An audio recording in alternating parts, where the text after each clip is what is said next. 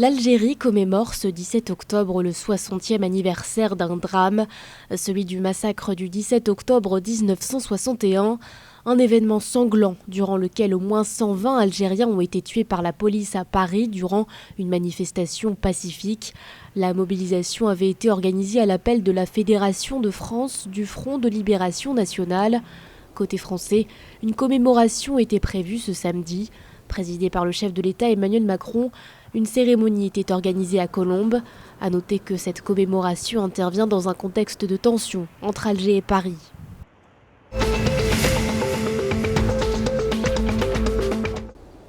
Plus d'investissements en faveur de projets de développement, c'est l'appel lancé par la ministre égyptienne de la coopération internationale, Rania Al-Machat, ce vendredi. Un message délivré lors de la réunion du comité de développement conjoint du groupe de la Banque mondiale et du Fonds monétaire international.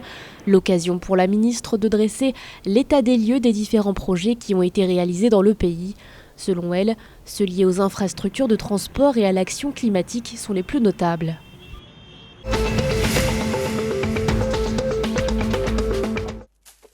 Quelle perspective pour la filière huile d'olive au Maroc, à l'approche de la récolte de l'olive qui devrait prochainement débuter? L'heure est aux prévisions pour les producteurs. Si la récolte de cette année devrait être plus importante par rapport à l'an passé, la déception se fait sentir dans les rangs de l'agropole Olivier Meknès.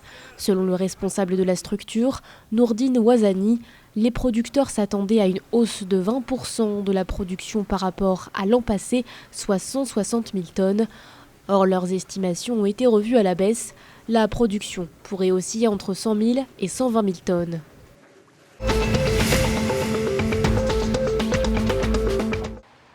Mauvaise nouvelle pour la Tunisie. L'entreprise Moody's, spécialisée dans l'analyse financière, a abaissé la note du pays. Elle passe ainsi de B3 à CAA1. Cette note traduit, selon l'organe, un affaiblissement de la gouvernance. Concrètement, cela signifie que la Tunisie s'expose à un risque élevé de ne pas être en mesure de rembourser certaines de ses dettes. Conséquence, la mise en œuvre de réformes pourrait en être impactée et une restructuration de la dette du secteur public serait envisagée. Rappelons qu'en 2020, le PIB de la Tunisie a chuté de 8,8% par rapport à 2019.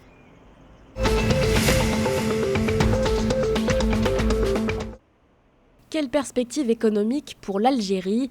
La Banque mondiale affiche son optimisme quant au retour des investisseurs dans le pays. Si dans un rapport, l'institution mentionne que le contexte de crise sanitaire a non seulement découragé les financeurs, mais a aussi engendré un ralentissement dans la mise en œuvre des projets d'investissement existants, elle estime que les flux des IDE pourraient repartir à la hausse.